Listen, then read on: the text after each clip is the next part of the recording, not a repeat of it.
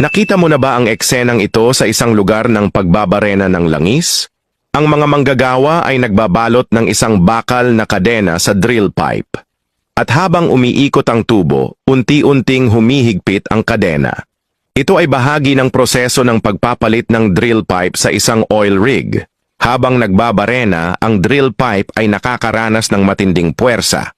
Hindi lamang nito dinadala ang drill bit ng malalim sa lupa, kundi patuloy din nitong ipinapadaloy ang drilling fluid. Sa paglipas ng panahon, dahil sa alitan, presyon, at kaagnasan, ang drill pipe ay nasisira at maaaring magkaroon ng mga bitak o mabasag. Upang maiwasan ang malalang problema tulad ng pagkakastock ng tubo, kailangang regular na palitan ang drill pipe.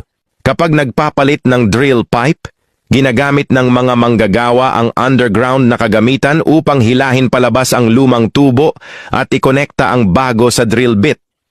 Upang matiyak na ang pagkakadugtong ng tubo ay mahigpit na nakakabit, ang kadena ay nagbibigay ng positibong presyon, pinapataas ang alitan, at ginagawang mas matibay ang pagkakakabit. Kung ang drill pipe ay nasira at hindi napalitan sa tamang oras, hindi lamang nito mababawasan ang bisa ng pagbabarena, kundi maaari rin itong magdulot ng pagkaantala sa operasyon at magpahayag ng panganib sa kaligtasan. Ito na siguro ang pinaka-unique na hagdan at paraan ng paggawa nito. Gumastos ang may-ari ng bahay ng 200 para kumuha ng top-tier na construction team upang gumawa ng kakaibang hagdan. Nagsimula ang mga trabahador sa pagmarka ng outline ng hagdan. Sinundan nila ng maingat ang mga planadong guhit.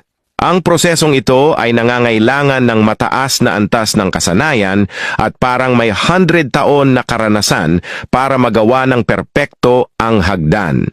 Gumamit sila ng mga measuring tools para masigurong pantay at leveled ang bawat baitang.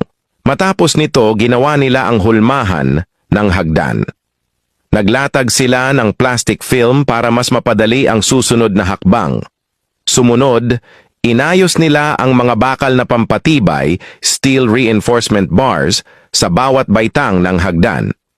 Maingat nilang ipinwesto ang mga bakal at tinali ang mga dugtungan gamit ang alambre.